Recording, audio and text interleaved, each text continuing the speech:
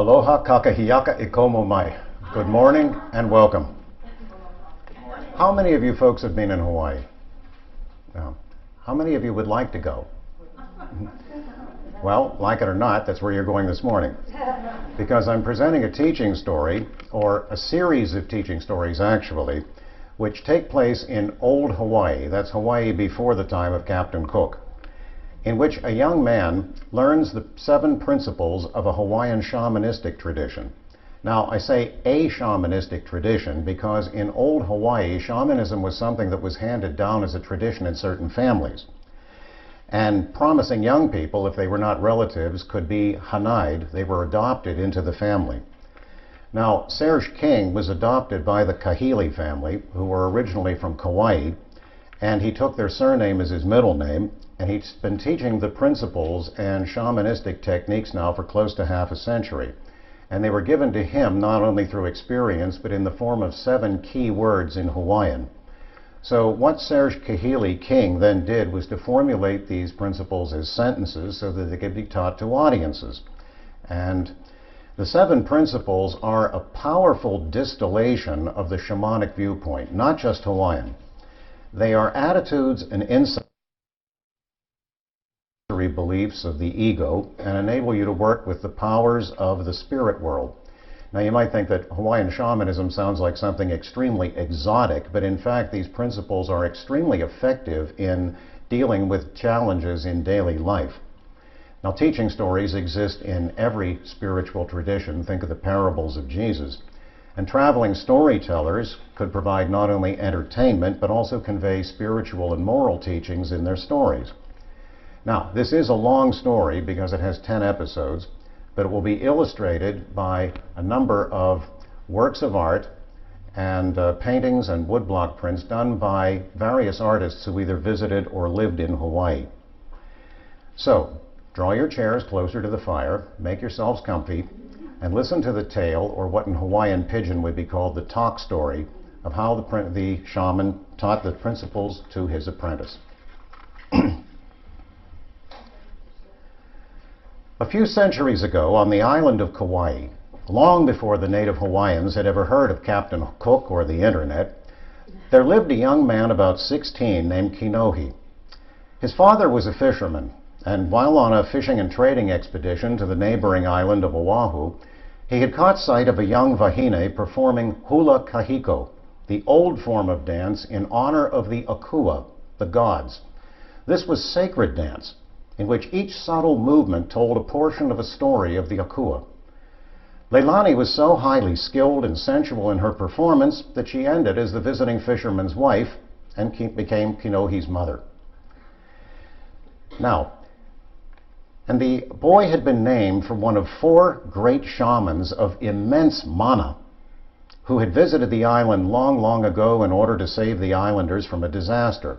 Mana is not, as many suppose, spiritual energy, but power in the sense of the power to have an influence. When they departed, they had left their mana in 4 large stones that still rested on the beach near Leilani's village, and they still rest there today. Kinohi, like his father, was a fisherman, but of late the youth had developed an increasingly strong spiritual streak. He would spend long hours near the heiau, the sacred temple of Lono, the god of agriculture. Here he felt the presence of the akua. He felt at peace and energized at the same time. And Kinohi's practices had been noticed by the Kahuna kupua, who lived far away from the village, a long walk up a narrow valley between towering cliffs. A kahuna is a master or expert, and a kahuna kupua is a master shaman, a walker between the worlds. No one seemed to know the man's real name, and he was always referred to with respect as the master shaman. He seldom appeared in the village, and some were in awe of him and his powers. The priests of the order of Lono, who tended the heiau and performed the official rites, left him in peace. Others came to him, asking for healing of body or soul for either themselves or a family member. And one day, Kinohi, sitting by himself and musing on some spiritual mystery, suddenly found himself in the presence of the shaman, who was looking at him intently. Kinohi had never spoken to the man before, and felt distinctly uneasy. "Kinohi, do you feel close to the Akua?" The question took the young man by surprise, for no one had ever asked him this before, and he was somewhat at a loss for words. But the master knew that Kinohi, although a late starter, had the makings of a kupua, who would make use of his skills for the benefit of the people of the village. Kinohi was highly honored and excited by what the master said to him. But since he was not related to the Kahuna, and such instruction is given only to family members in Hawaii, the master performed the ceremony of Hanai, and Kinohi thereby became the man's adopted nephew. And Kinohi began to make the trek up the valley regularly to the small hut near the waterfall in order to talk to the Kahuna and receive instruction from him. He began to learn how to calm his racing thoughts, how to become aware in his dreams that he was dreaming, how to contact forces for healing, how to become more conscious of the Akua, and how to contact them directly. He would learn the shaman's attitudes to life and his assumptions about the way in which life operates, profound insights into the way of things. But always the lessons were intended to be practical and to fit Kinohi to be a true kupua, a healer for his people.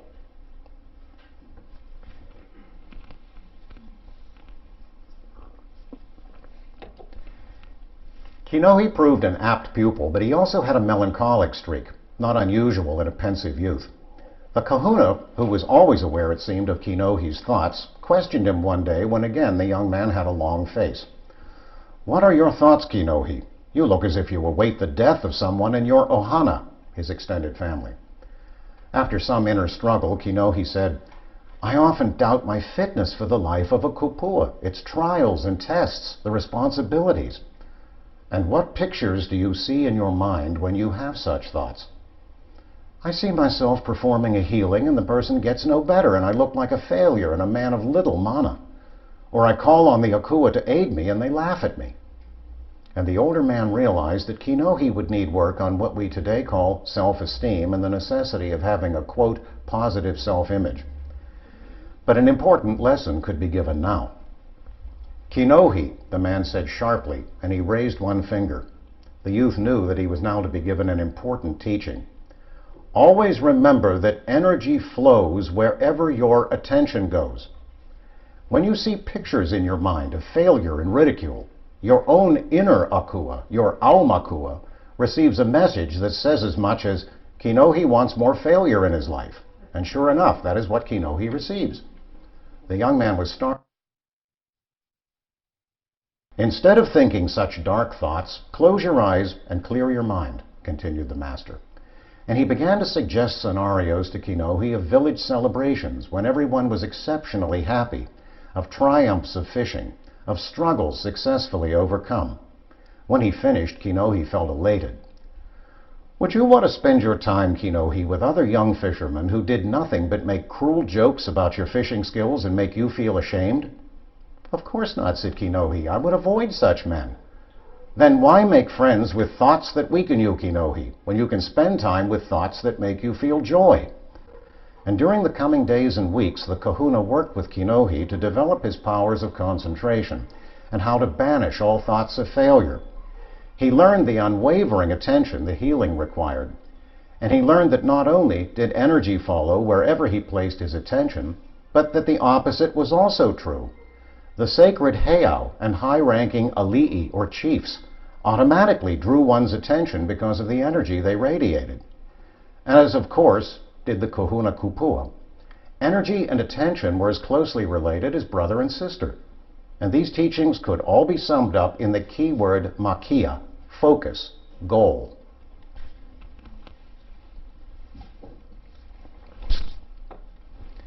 As Kinohi became more adept at choosing his thoughts, his teacher knew that he was ready for another important insight, one of the most basic and far-reaching. The young man was becoming more and more skilled, becoming conscious in a dream, and even manipulating its content, what we today call lucid dreaming. "Kinohi, yesterday when you came to my hut, you looked as if the sun was shining out of your eyes." The youth had spoken of how well the previous day had gone, the perfect weather and waves, an unusually successful day's fishing. He was also quite proud of the amulet his teacher had given him, a pebble with a natural hole worn through it, a charm for protection and good luck while fishing. The older man had blessed it as he placed it around Kinohi's neck.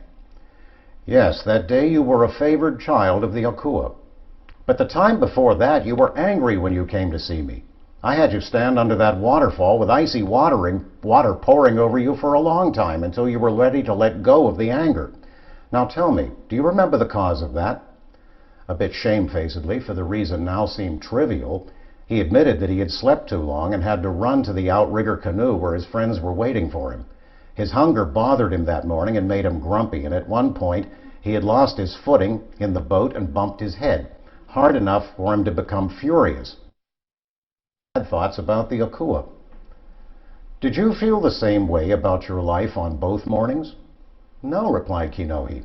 On the one day I felt joyous as I went about my work, and the other time I felt groggy and out of sorts. The work seemed more difficult and the sun felt hotter. Then can you not see, said the Kahuna, how your mood filtered your view of life, the same way the mists and the clouds filter the sunlight? The same world and your life in it appeared to you in two completely different ways, depending on your beliefs about them, didn't they? And without waiting for an answer, the Kahuna continued, Kinohi, do you not see how you yourself, and only you, are responsible for how you experience your own life? But when things go wrong, when the fishing does not go well, when I get into an argument with someone, how can I not have a harsh attitude? No, Kinohi, bad things can happen, but the way you react to them is your choice. Such things are not punishments from the Akua. Look at these annoyances as challenges in your ability to choose to have a blessed and satisfying life. Then, taking another tack, his teacher asked his pupil how he was progressing in his attempts at lucid dreaming. He already well knew, but he was about to make a point. So, you are able to change what happens in your dreams. What if I were to tell you that this life of yours is also just a dream? Kinohi was startled. But how is that possible? Dreams seem like reality when I am in them. I change what is taking place, but when I wake up they often seem just like a story I was telling myself. And do you not tell yourself stories about your waking life? You have rules for understanding what you call reality, assumptions and interpretations. Can you not see how they create your experiences of life? And on reflection, Kinohi was forced to admit that they did. Your life and your world are your dream, and if you can change a dream, you can also change your life that is also a dream. Certainly there are rules we must follow, but those are merely the ones agreed upon by all for the sake of convenience. And you will be able to go beyond this ordinary dream of life, but that will be a teaching for another time. And for now, Kinohi, and the master raised one finger, know that the world is what you think it is. And a kupua can change his world, can mold his dream into whatever he wishes. You are responsible. You are the dream weaver of your reality. You cannot blame anyone else for your experience of life. Not your relatives, nor the Akua, nor even your enemies. Kinohi's head swam. He felt as if the ground was giving way beneath him. Compared to a kupua, the ordinary man or woman goes through life as if he or she had no responsibility for it. They merely accept what the ali'i or the priests tell them, as accepting as a dog cowering before its master. Now Kinohi felt fear. This was blasphemy. How could one doubt the words of those who had literally the power of life and death over one? The master placed his hand protectively on Kinohi's shoulder. This will all come as a great shock to you, I know. But the path of the kupua is the path of the bold adventurer who discovers a new world, just as our ancestors risked death in order to discover these beautiful islands. The ordinary man or woman goes through their own dream of life without awareness and fears their own death. But a kupua dies many times, dying to what he formerly considered to be the laws of reality in order to discover a far more powerful reality, the reality of the Akua and their world. And never let yourself be overcome by fear. Fear will make you forget that you are the dream weaver of your life. But enough for today. Continue the ways that I have taught you, and we will talk again soon. You have much to think about." Of that, Kinohi had no doubt. His views of reality were changing, and he knew that the Master was taking him on a voyage into unknown parts. And this new teaching that was summed up by the word Ike, knowing, awareness, preoccupied him for days and weeks to come.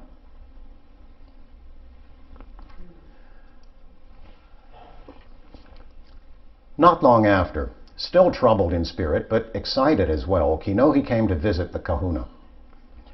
"Kinohi, you know the game of Ulu Maika, do you not?" Of course he did. The game was commonly played by everyone, especially during the festival of Makahiki dedicated to the Akua Lono. A player attempted to roll a disc-shaped stone between two stakes set up about 6 inches apart, somewhat similar to modern lawn bowling. "Kinohi, what would happen, do you suppose, if you used only one stake, stood twice as far away, and threw the stone into the sea?" "That would be ridiculous. You would not be playing Ulu Maika at all, just something of your own choosing." "Of course," said the Master. "All games must have rules. Otherwise there would be no challenge or enjoyment in playing them. And the rules of life are similar. But when these agreed upon rules become inescapable laws, kapu, taboos, we cannot be creative, and we feel hopeless and helpless before the Akua. A kupua, however, follows his own rules, and they are not the same as those others follow." "But what of the kapu?" Kinohi was referring to the numerous taboos. Like many other Polynesian words, the original T had become a K sound in Hawaiian. The kapu were inflexible laws of the land, and to transgress them often brought instant death. "What of the kapu?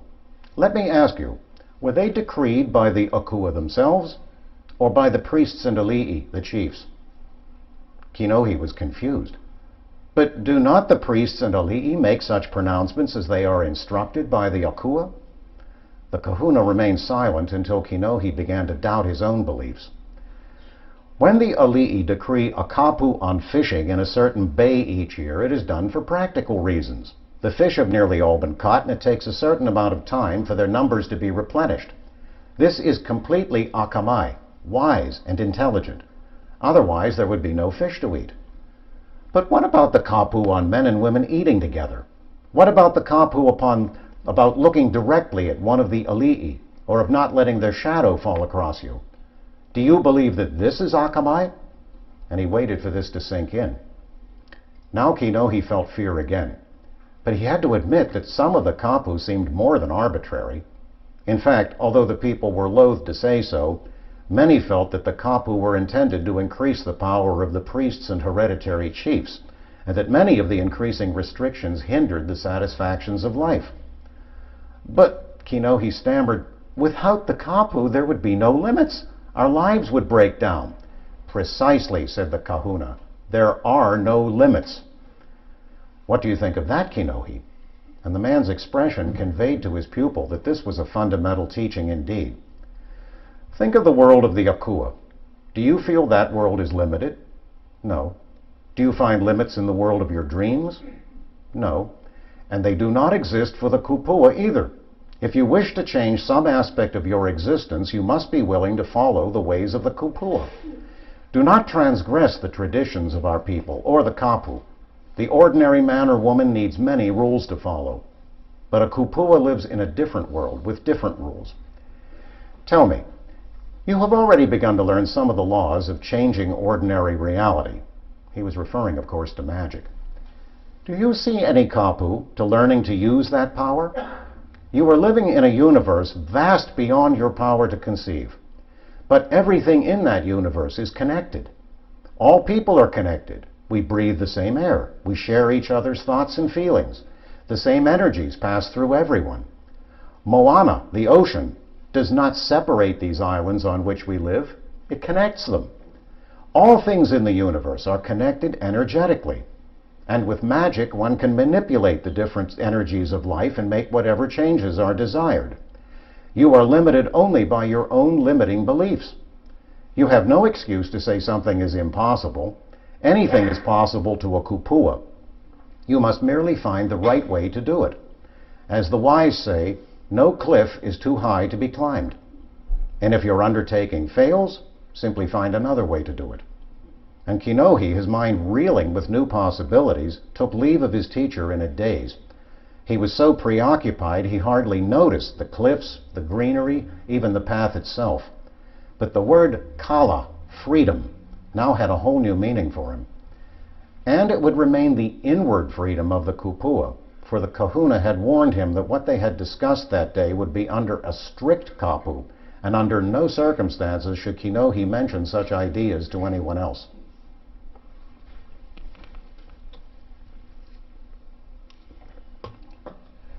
During the following months, Kinohi continued to work with the kahuna, developing his skills of healing and magic and his perceptions of life. He was of an age to marry, and he took a wife from among the girls of a nearby village. Soon they would be expecting their first child.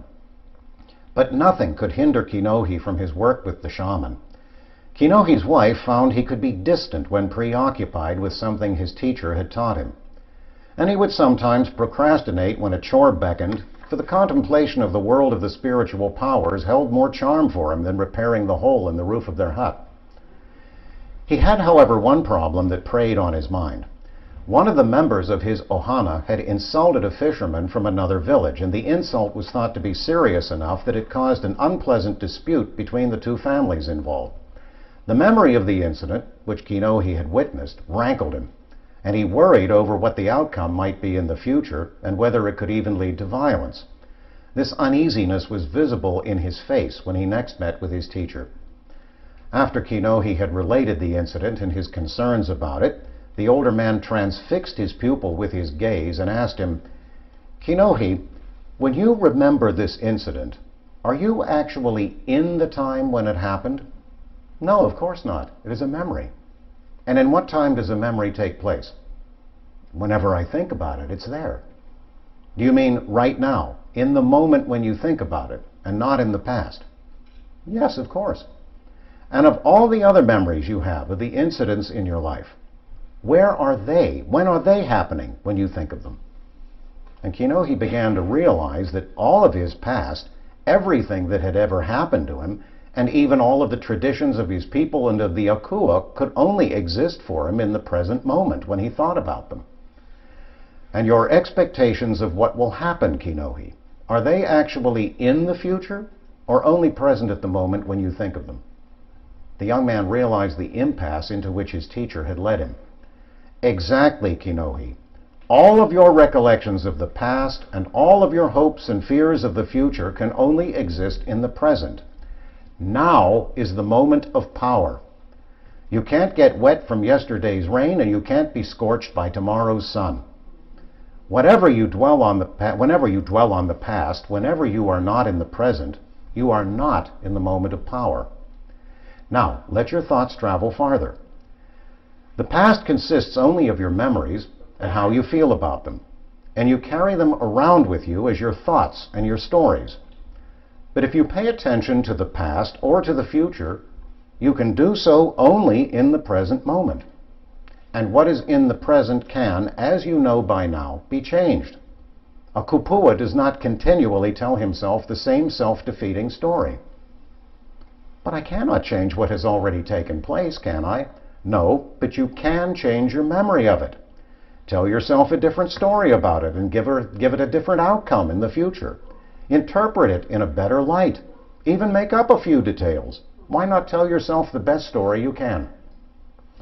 And in the ensuing teaching, the master reminded Kinohi of how his present thoughts and expectations inexorably created his future, and not merely what we call the law of attraction, but the potential of creating a wholly new reality.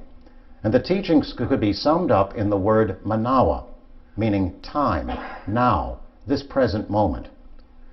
Over the coming days, Kinohi practiced being in the present. Rather than idly daydreaming, he would follow the shaman's instructions and quickly look at a tree or a hut, listen to a bird's call or the surf, and touch the fabric of his kapa or bark cloth garment. By being more aware of the input of his senses, his mana increased. And the more he experienced being in the moment, the more his procrastination, his refusal to be in the here and now, disappeared. And he repaired the hole in the thatched roof of his hut. And Kinohi's visualizations and prayers for a happy solution to the family dispute seem to have had a positive effect, but that is a story for another time. Kinohi arrived at the master's hut one morning just as a thunderstorm was approaching. The young man was unaware that he was about to learn an important life lesson. So, Kinohi, what can you tell me about aloha, love? Automatically, he began to talk about his wife, their relationship, their situation in the ohana, their hope for children and grandchildren, etc., until the kahuna cut him short. Kinohi, he said sternly, I was in the village 2 evenings ago and passed by your hut. You were berating your woman without let-up. What was the meaning of that? The young man would hasten to defend his actions. Twice now she has come close to ruining the pattern on a fine piece of kapa that she and some other women were decorating. Her thoughts often travel into the inner world and she pays no attention to what she be doing. I've heard talk about it in the village. Like many other people, Kinohi was slow to recognize his own idiosyncrasies when they were mirrored in another. The more experienced man sighed and said, Kinohi, I know that this is also not the first time you have scolded your wife and insulted her and brought her to tears. You have much to learn about love. And after a pause, he said to the now ashamed student, look at the root words from which aloha results. Oha, joyful. Alo, sharing. Ha, breath or life energy. Alo, presence. Aloha is sharing the overflowing energy of life with another, face to face, in joy and happiness. When you experience aloha, you enjoy each other's presence. You feel good about the other person. You have fun and laugh with them. But when you feel anger and wish to blame the other for their shortcomings or for the lack of happiness in your life, and you criticize them, then you are living without aloha. Kinohi remained silent, for it was all too true. Finally, he asked timidly, but how can I get her to pay more attention when she works? Aloha increases as you praise and appreciate. It decreases with judgment and criticism. Has she never once created a design that was beautiful? Yes, he replied. Usually her work is very good. Then remind her of that next time she helps to create a beautiful garment. Show appreciation for what she does well. This will build aloha. If you need to criticize something she has done, follow it with a compliment. Tell her it's not up to her usual excellent standard. She will relax and be more open to what you say. If you constantly push the image of a ruined design in front of her eyes, she will ruin another one. And Kinohi suddenly remembered that how whenever one frequently dwelt on something, it had a habit of manifesting. Do you have happy times with your woman? Asked the master. And when Kinohi answered in the affirmative, he said, the happy part comes from aloha, and the unhappy part from your criticism, your blame, and your anger. You have much more to learn about aloha, Kinohi. It is a subject as vast as the stars, but the meaning of the word must be understood and practiced.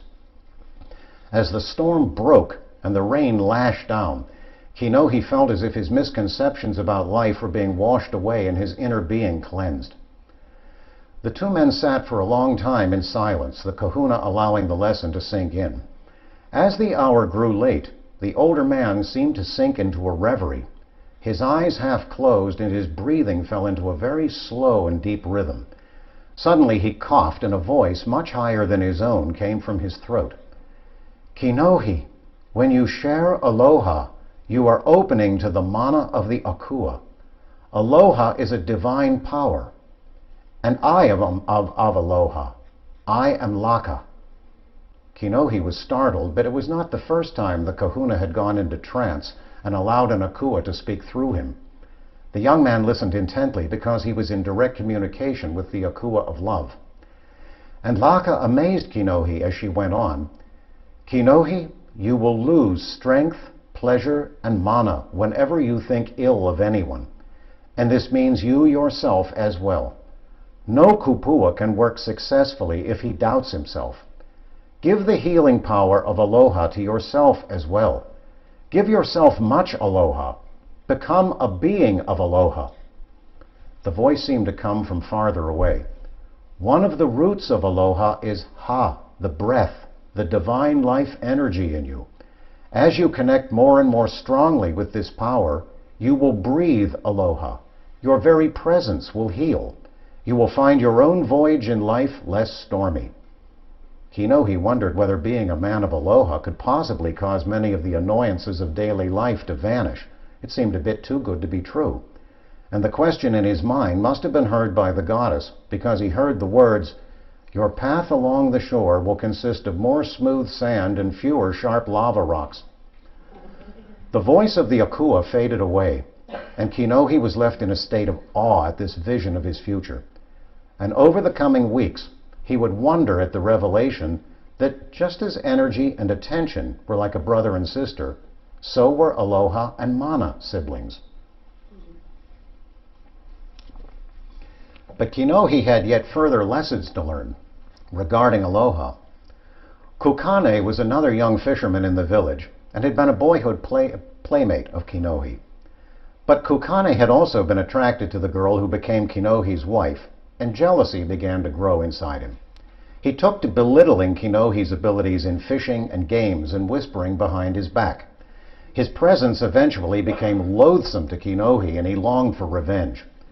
But the Kahuna had warned him of the endless ripples caused by harmful magic, and so Kinohi merely seethed.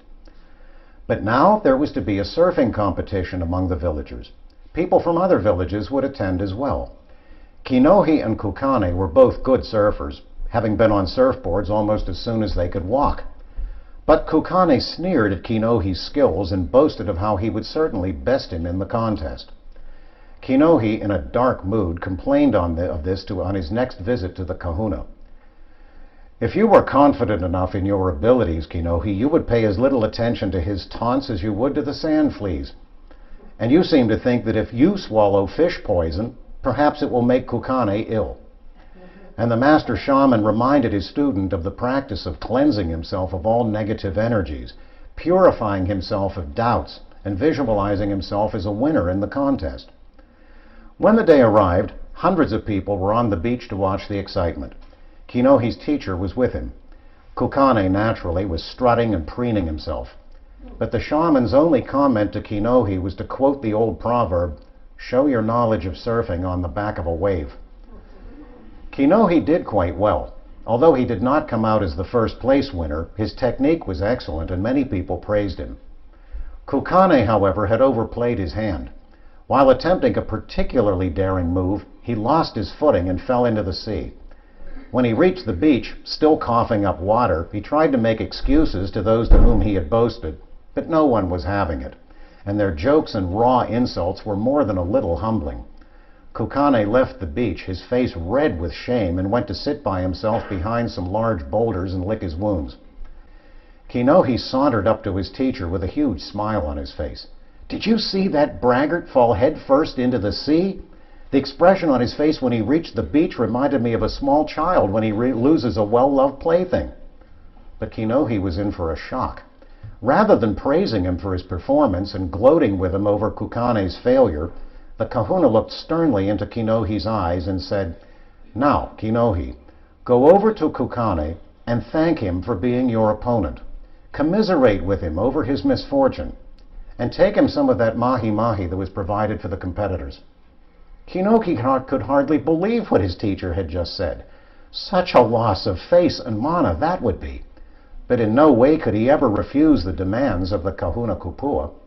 He swallowed hard, gathered up the fish, and slowly walked over to where Kukane sat. A few minutes later, the Kahuna was gratified to see the two rivals break down in tears and embrace. "Now how do you feel?" asked his teacher when Kinohi returned. Kinohi looked slightly dazed. It was not at all what I expected. His resentment melted, as did my feelings of being better than him. Our old friendship may have been rekindled. I feel more complete somehow and lighter, as if I suddenly let go of a burden of stones on my back. The more aloha you give, the more aloha you will receive. And Kinohi was again struck by the intimate connection between aloha and mana. It was the season of hurricanes. But despite the dangers, the fishermen were compelled to catch fish for the village. The mariners used all of their accumulated knowledge of winds and waves, seasonal differences, and all other known factors to avoid the great storms. One morning, after a luau that had lasted into the wee hours, Kinohi overslept. A yell from one of his fellows had roused him, and he rushed out to join the crew of the outrigger. The skies had appeared friendly that morning, and the sea was calm, and the men had sailed out further than usual, when dark clouds began to form on the horizon with amazing rapidity. The sea began to lurch and heave, and the sail was struck so as not to catch the now howling winds.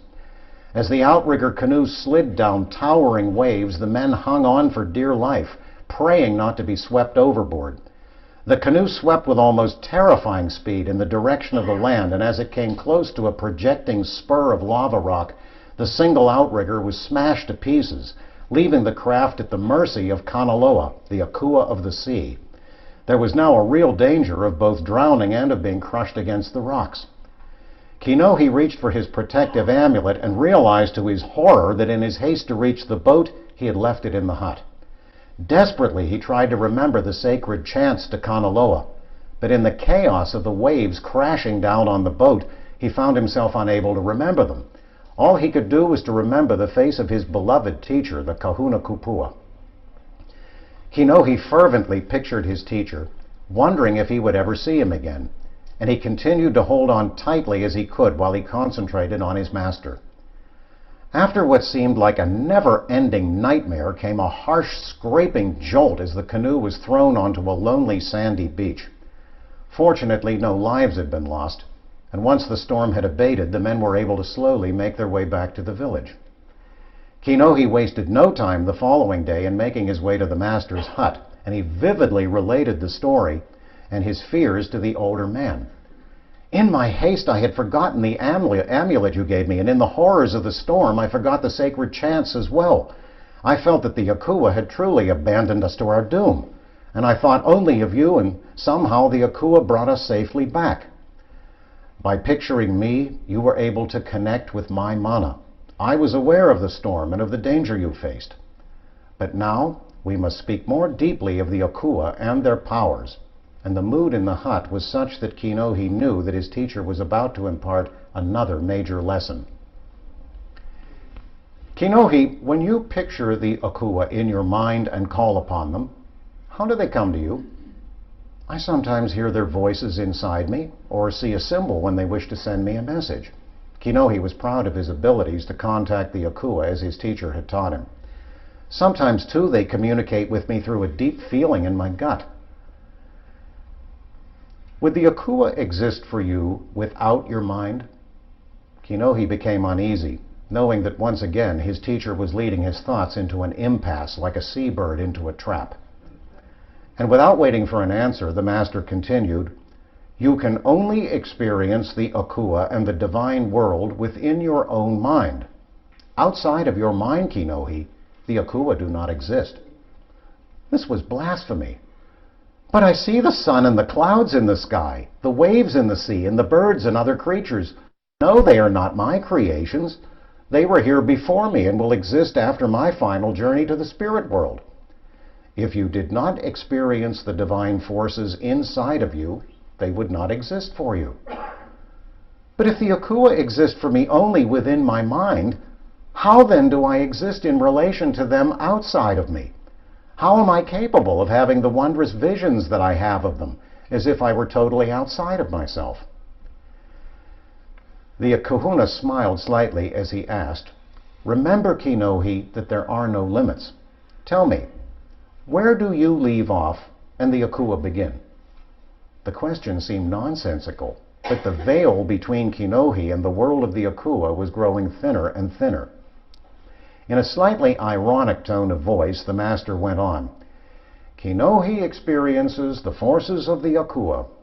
Kinohi becomes one at times with these powers. Kinohi can experience them only in his own mind.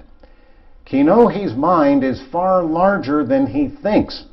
Suddenly, as if struck by a bolt of lightning, the barrier between Kinohi and the world of the Akua collapsed. Kinohi saw himself in the sky, surrounded by stars, energetic forces, the powers of the Akua. He felt as if every energy in the universe was pouring through him in streams of colors. The Akua loved him.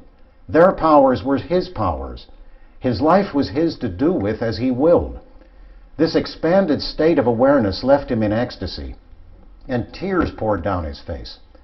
The Kahuna Kupua wept as well as he raised his hands and pronounced the ancient sacred phrase spoken before a spiritual revelation.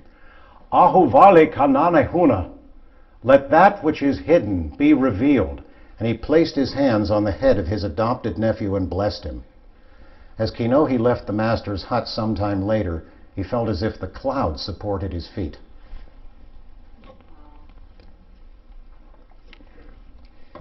In the days to come, Kinohi spent much time with the Kahuna, integrating what he had experienced. He was filled with wonder and excitement, and he had many questions. Master, if the Akua and their powers are inside me, if everything I experience of the universe is inside of me, then I must possess enormous mana. This his teacher affirmed, emphasizing the responsibility such abilities brought with them, since a Kupua could claim the right to change things. And he emphasized how the principle of aloha should act as a guiding star to the young man. But Master, if the Akua are within me, and I pray to them and offer sacrifices to them, am I then doing these things to myself? You are doing these things for those powers within you.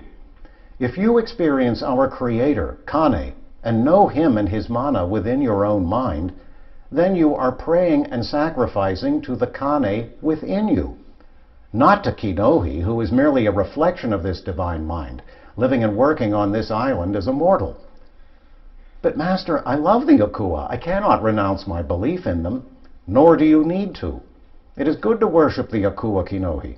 It will help to keep you humble and aligned with your path. By picturing the Akua in your mind, giving them a name, knowing their stories, you make it easier to work with their energies. And even though the Akua are ultimately within you, and the Master smiled, they will still act as if they were independent of you. And since I now know these things, are the same prayers and spoken intentions to be used as before? Kinohi was referring to what we today call affirmations.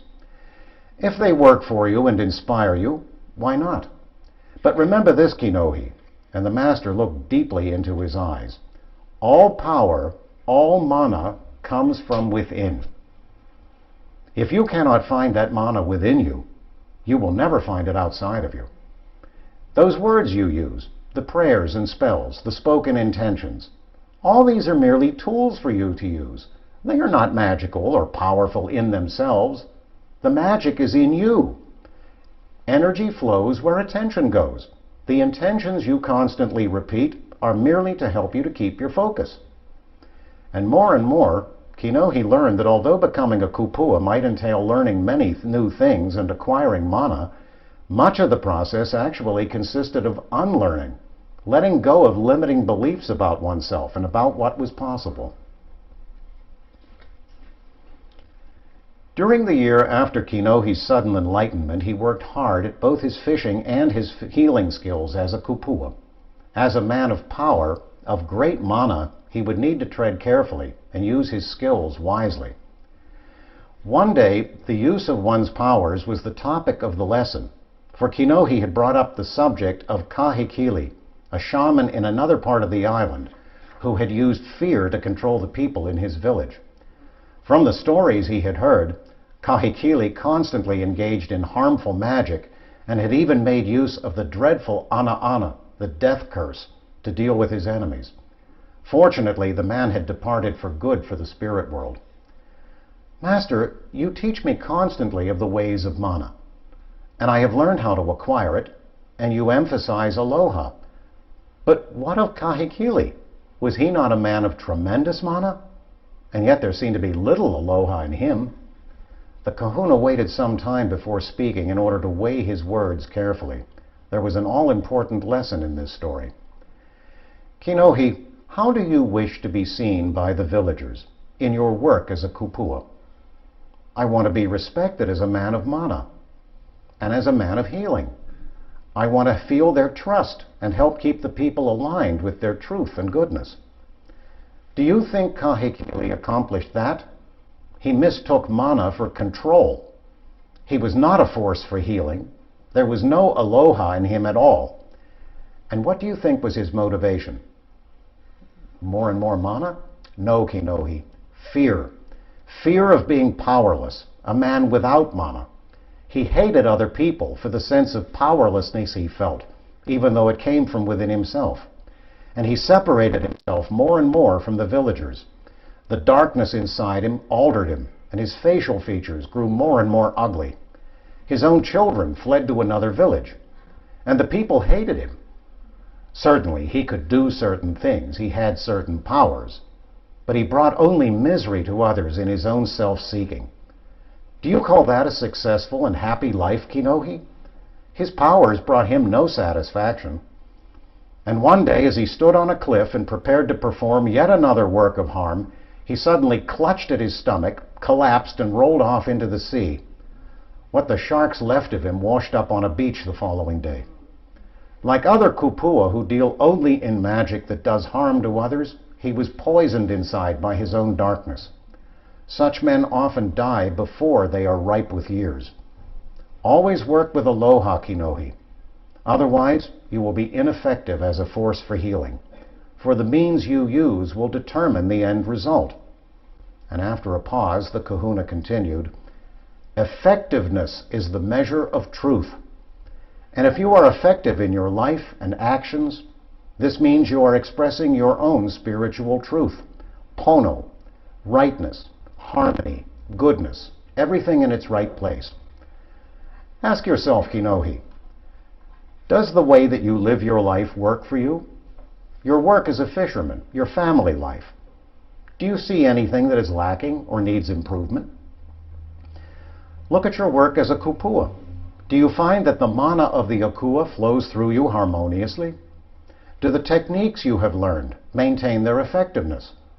Do they help to heal people and bring them into alignment with their own sense of rightness? These are the questions you must often ask yourself.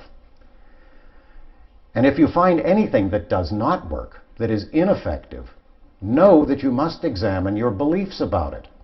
And if what you believe does not create a world to your liking, you can change those beliefs. Always, healing is the goal. And this can only be effective when you work from aloha. And, Kinohi, the best way to accomplish anything with aloha is simply to bless everyone and everything that has anything to do with what you want. Give compliments and praise to things that are good. Give blessings that favorable conditions will increase or will endure. Express gratitude to others and to the akua. You will become a true man of aloha. The kahuna became silent. He had said all that needed to be said. And Kinohi marveled at the profundity and beauty of the lifeway he had chosen. And with that, I would like to say that you have been a lovely and very patient audience, and I thank you for your very kind attention. Mahalo nui loa.